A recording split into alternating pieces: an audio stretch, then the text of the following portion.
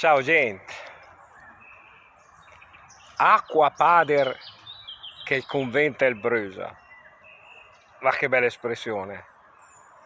Di solito si diceva, quando vino la sera e tirava su i gomiti, che beveva un po' troppo, alla mattina levava sempre su con una sete infernale, allora che ne voleva di acqua debitamente.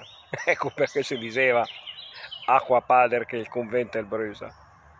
Ma era anche un'altra maniera, un'altra situazione che si diceva che la roba lì, perché un tempo i conventi, come la maggior parte di case di abitazioni, erano fatti di legno e di conseguenza era facile che la, il convento il brusava, no? E allora in di convento per qualsiasi roba il fraiga aveva di domandare il permesso al priore, anche per ciappare un sidel d'acqua, riempire d'acqua per smorzare l'incendio, il fuoco che divampava. Per ogni roba che era dovuto domandare il permesso e di conseguenza i tempi si slungavano. Insomma, un po' come succede anche adesso, no? Si sentono tante belle idee, no? Tanta gente che vorrebbe fare. Pensiamo al discorso del clima. Quanti anni lei che dicono che per fare, adesso Andrea fa di azione, di propositi per il 2030, 2040.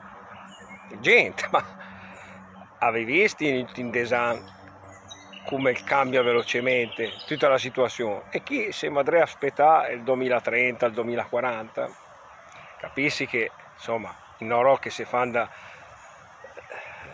in 2D, ma quanta burocrazia che è dentro, il permesso di uno, il permesso dell'alter, e per forza che il tempo passa, alter che di acqua padre che il convento il brusa, perché chi brusa veramente il nostro bel monte.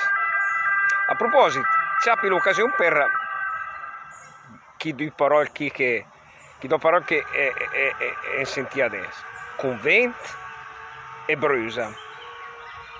Senti che è sempre do u che si sente, cu un vent brusa. E rispondi a quelli che dicono che sempre, le mai sempre scrivere la u, ma senti che il suono è diverso, convent brusa. E dato che noi la dieresi in milanese la no, allora il brusa, quel suono u, lo scriviamo con la u, mentre convent, che è la u italiana, per differenziarla da che l'altra, scrivo la o. Ecco, tanto per ciappare un momentino la grammatica di tanti in tanti e ricordarla ai tanti amici nuovi che adesso intendono nel nostro gruppo di scuola del milanese. Ciao amici dal Fabio, se sento alla prossima, ciao!